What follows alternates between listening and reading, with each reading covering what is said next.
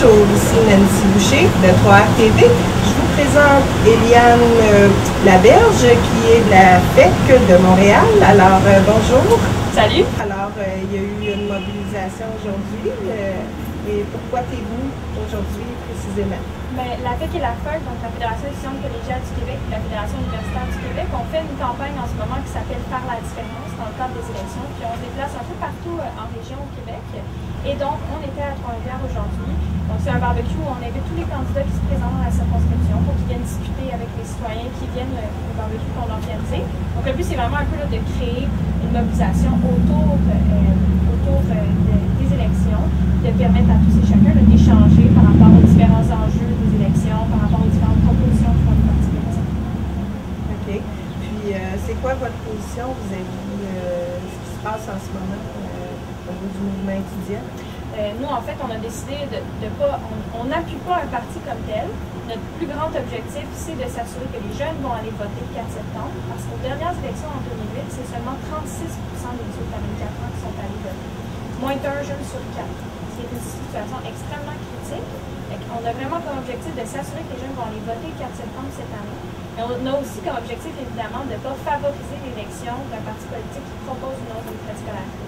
Donc, ça nous permet aussi de ramener de l'avant l'enjeu de la hausse des frais de scolarité, l'enjeu de l'accessibilité aux études, puis de démontrer que, bon bien, on a vécu une situation quant à la hausse des frais de scolarité. Il faut penser à nos universités en général, à nos cégeps en général. Il faut vraiment voir et vouloir un Québec qui est éduqué, un Québec où on a des diplômés, puis où les étudiants ne sont pas obligés de s'endetter pour aller s'ils veulent aller à l'université, s'ils veulent avoir un diplôme.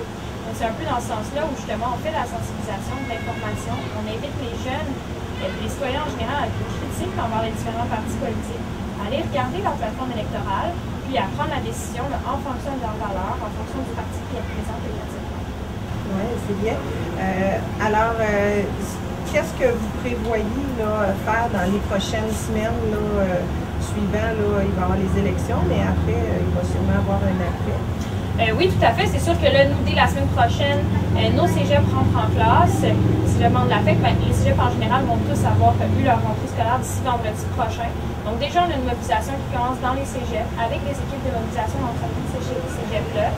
Nous, on a notre équipe qui s'éparpille un peu partout au Québec pour justement aller expliquer aux jeunes un peu le cheminement pour en arriver au 4 septembre. Donc, vraiment de la mobilisation quant à ça, il y a des débats qui sont organisés, différentes actions de sensibilisation. Donc, c'est ça qu'on va faire d'ici le 4 septembre. Après ça, évidemment que tout dépendant du parti qui est mis au pouvoir par les Québécois, on va ajuster notre plan de campagne en fonction de ça.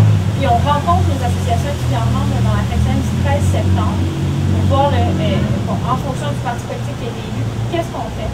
Eux vont avoir regarder avec leurs étudiants, où ils sont prêts à aller, qu'est-ce qu'ils sont prêts à faire pour continuer, s'il faut, le combat contre la hausse des frais scolaristique. Donc pour l'instant, je dirais, on y va vraiment étape par étape parce que le 5 septembre au matin, on ne sait pas qu'est-ce qui va arriver, on ne sait pas qu'est-ce qui va se passer quant à la hausse des frais scolaristique contre le Québec, quel parti on va avoir mis au pouvoir, les Québécois. Donc pour l'instant, on y va étape par étape. Puis le 5 septembre, les étudiants vont pouvoir se consulter en assemblée générale, discuter avec leur association étudiante, puis vont se consulter avec